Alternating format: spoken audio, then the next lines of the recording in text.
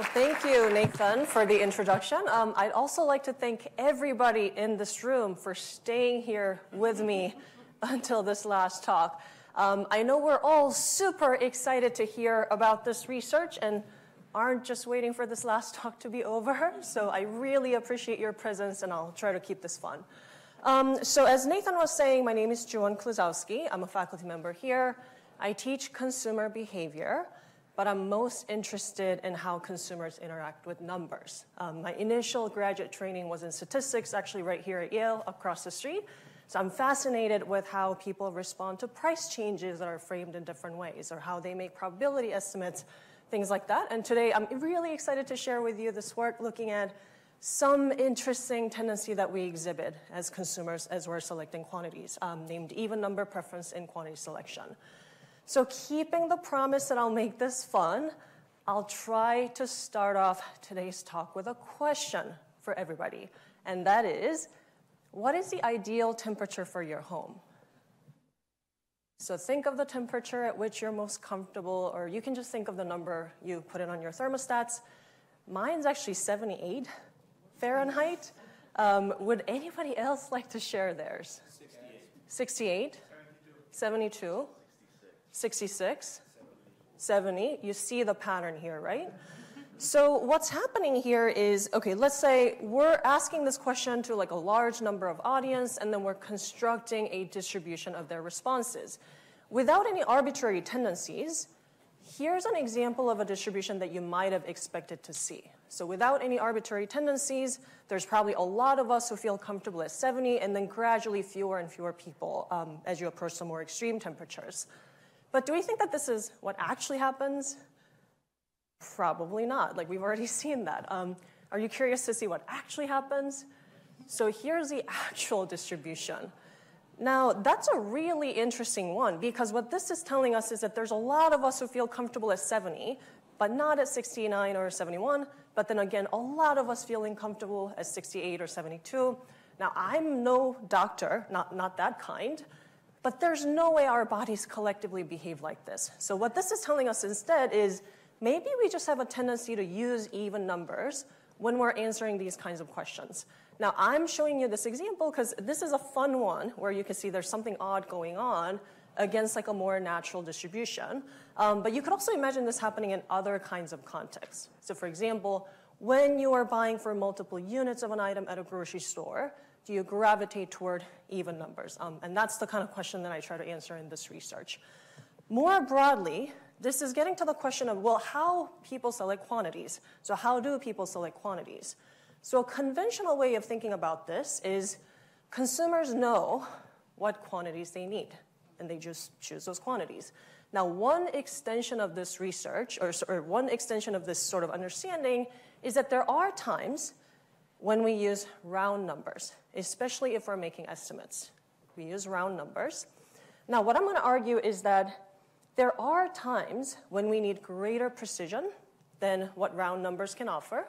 We're not always buying 10 apples, 20 apples, and so on and on. We need some more granular quantities in between, and that happens in quantity selection. In those cases, I'm going to argue that there is like a more granular set of numbers that act as round numbers, and that's what I'm trying to answer in this research. So to look at this question, I conducted a series of studies. Perhaps a good place to start, while we don't have the time to get into all of them, is to look at what people buy at retail stores. So what do consumers buy at retail stores? And for that, I'm using the Kiltz-Nielsen IQ consumer panel data. You've heard of this data in Christina's talk. Just to give you a little bit more of a background on how this is collected, there is a nationally representative sample of Kiltz-Nielsen IQ consumer panel members. I have to say these because it's a data use policy. It's like a sponsored ad. So Kiltz-Nielsen IQ consumer panel members, each time they go to a retail store and then come back, they record exactly what they purchase. So that allows me to analyze their purchase quantity decisions. So the question here is, do consumers choose even numbers more often than odd numbers when they're shopping for multiple units of an item? There's a lot of analytical decisions that went into this study. I'm going to omit all of them, although I'm happy to answer any questions. A couple of things I'm going to mention here is that I'm not focusing on all of the products. Instead, I'm focusing on products that are sold individually. And the rationale is, If I'm buying 2 3-packs or 3 2-packs, is that even number, odd number? Gets confusing. The other criteria here is I'm going to focus on products that are typically purchased in multiple units. And the rationale here is even though I'm showing even number preference, I'm not going to argue that every time we go to a retail store, we come home with 2, 4, 6, 8 refrigerators. I'm not arguing that. What I'm saying here is when it comes to sort of smaller products that are often purchased in multiple quantities, we show this tendency. Again, there's lots of sort of analytical decisions that went into classifying these products. I'm going to omit the details, but the products that we focus on here are things like yogurt. So you typically buy in multiple units. A lot of pet food, so cat food, dog food, any sort of like canned food items, chips, some of the office supplies. It's those kinds of products. Now, if you look at these data, there's probably about 160,000 purchase occasions that are involved in those kinds of product categories. And what I see there is about 70% of them were in even numbers as opposed to odd numbers. And that's significantly greater than, for example, 50% as like a benchmark. Are there any questions? Okay, not yet. Although I'm pretty sure you're wondering, well, what about households with even numbers of people in them? Is this because people are buying for a family of 4? What do you think? Yeah. At a more basic level, maybe. Yeah. We tend to halves, right? You always think how to have things. Half of these, half of that. So that's favor even numbers over. I think half is an interesting one just because you could argue that half of something could be an odd number as well. So what I'm a little bit more curious about here is what about households with even numbers of people? Because then there is like a functional reason to buy like an even number of things. So you can imagine a lot of these questions, right? Is this really like a psychological tendency or are there some sort of like a functional reason? So in this study, I also conduct a bunch of analyses trying to look at these alternative explanations. One way I try to address them, for example, is what if I just look at single-member households? So single-member households where there's no even number of people, and then this tendency even holds up there. So even among single-member households, you see that. So across those bunch of different checks that we did, we do see this pattern. So what I'm going to look at here is, okay, so these are field data. They tend to be a little bit noisy. So even though I can conduct these robustness checks, like excluding multiple-member households, there still could be some remaining questions. So one way to address them is to try to conduct a survey. So instead of relying on these field data, which could be noisy, and trying to conduct robustness checks, why don't we just conduct a survey? There are multiple advantages to this approach. One of them is we can now carefully curate the questions. So instead of relying on these, we can just ask people, when you buy apples at a grocery store, how many do you usually buy for yourself at a time? So we can kind of specify these questions. Another advantage to conducting a survey is that you can actually look at quantity selection beyond just buying things at a grocery store. So that's another advantage. So in this survey, we, again, conducted like a series of items.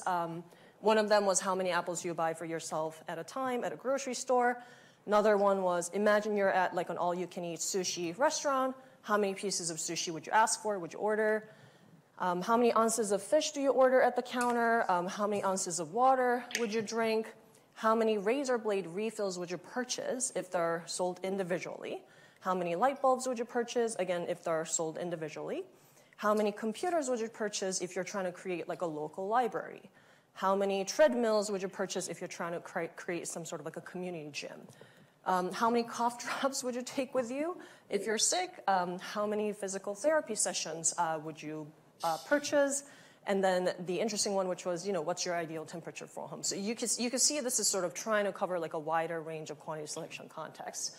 Now, I'm going to show you the results of this study. It's going to be hard to see everything, but the main thing you want to look for is I'm going to show you the distribution like the one that you see with the temperature. The main thing you want to look for is whether the green seems to dominate the red. So green's even, red is odd, and that's the graphing convention I'm going to be using in this talk. So this is the distribution for apples. Green does seem to dominate the red. There's one for sushi, one for fish, water, razor blade refills, light bulbs, computers for a local library, treadmills for a community gym, cough drops, physical therapy sessions, as well as temperature. Are there any questions? Okay. So what we see here is Sohail. Yeah. So a six-pack of beer. Yeah. Six or one? That does not count because we were looking at the products that are labeled as non-multi-packs. That's considered multi-packs. Sometimes that data is in the count variable because you've probably used that data before. I can talk more about the details. I actually have some suspicion about how some of these product categories might be misclassified, and then I sort of like develop my own ways of classifying them, so we can talk more about that. But if I'm understanding you correctly, your results are not coming from... They're not coming from that. It's not at all coming from multi-packs because they're not in the data. All right, so these are the results from the survey. So for each individual item, I think we had about 400 participants, and then if you look at the proportion of even responses, that's ranging between something like 65 and 89%, which is all greater than 50%. One question I had looking at these data was also, is this driven by people's preference for round numbers? So people are choosing tens, and maybe that's what's driving this. So I conduct, again, like a bunch of robustness checks, making sure that that's not the case, excluding the 10s, 20s, things like that. The pattern still holds up. So we've seen this pattern in both the field data and then the survey data. Then that allows us to go back to this broad question of, well, how do people select quantities? I know that people sometimes choose the quantities that they need. I know people also sometimes choose round numbers. But what these data are showing is that beyond that, beyond choosing multiples of 10, we also have a tendency to choose even numbers. Why does this matter? I think there's benefit to understanding how exactly we're selecting these quantities. So, for example, when we're choosing that number for our thermostats, these are all even numbers. Why are we doing that? Is it really because that's the number that works best for us, or is it some sort of like an arbitrary tendency that we're exhibiting? It could have impact at a broader level if all of us are sort of over-selecting or under-selecting quantities at some point. My personal experience is I think I am sort of shooting myself in the foot by working on this project. Now, every time I go to a grocery store, grab 6 bags of chips, my spouse will ask, do you really need those 6? Are you just showing your even number preference? To which I respond, I don't have 2 husbands, do I? Like, I don't. I don't think that's the case. I really need those 6 chips. But one area where I think this is a little bit more consequential is medicine. So ever since I started working on this research, I've been told that doctors actually have a tendency to prescribe 2 units of medical resources. Here's one example that's showing that. So this is a paper titled 2-unit red cell transfusions in stable anemic patients. What this paper is telling us is that there's something that doctors do for no reason, and that is giving 2-unit transfusions when 1 unit would do. And this paper argues that there are actually complications associated with such over-transfusions. And needless to say, blood is like a very precious medical resource, so it's best if we could sort of transfuse them or choose like the ideal number of quantities. We also have our own data looking at another medical decision. So we collected data from the Yale New Haven hospital system. We're looking at one decision that doctors make in like the ICUs. And what we see is that there's a very obvious sort of like a guideline for doctors to choose 5. So that's like a default guideline. Aside from that, there's no guideline, but people still sort of like choose even numbers. It's about 99% of the time, aside from that guideline. Now, I haven't talked much about why this happens. Why does this happen? What we find in our studies is that it has to do with sort of like this inherent pleasingness to like an even number of things. When you look at an even number of things, it looks complete. It looks very whole. It's very pleasing in that sense. It's stable, reassuring. And have you seen a 6-pack beer? It's beautiful. Hold it, it's complete, love it. So there's something about these even numbers of things that are very attractive and pleasing. And I think many companies are aware of that and also try to take advantage of that. So here's an example of a company, Cadence. Has anybody heard of this company, Cadence? Used it? So they manufacture travel containers. So if you like to take your skincare product, shampoo, toiletry, you could put them in these containers and take them with you on a trip. You can buy these individually, so they're offered individually, but the company tries to promote like a set of 6. And again, it's in this particular context, 6 is something that can put into this sort of like a whole set. Very pleasing. But what if you want to upsell? What if you want to sell 7, for example? If I look in my data that are not related to this company, but in my own data, 6 is actually like a very popular quantity that's frequently chosen. 7's not. People might like 7 as like a label, but not as like a quantity. Nobody ever buys, not ever, but people usually don't buy 7 of anything. But what if you want to sell 7? Does it mean that you can't ever promote these odd numbers because they're not pleasing? It's not the case, because even numbers are attractive because there's something pleasing, something complete about them. So if you could just make odd numbers in that way, you can also promote the odd number. And here's one way you could do that with 7. So that's a 7, which is not a very fluent, complete quantity. But in this set, now that's like a whole set. So our hypothesis was if you could just make odd quantities as fluent and complete as this, you could also gravitate people's preferences toward those quantities. So we have, again, our own studies that are kind of verifying these, or at least consistent with them. The idea there was if you ask people, how many candies would you want to buy? Nobody ever says 9. They say 6, 8, or even 10, 20, something like that. Nobody ever says 9.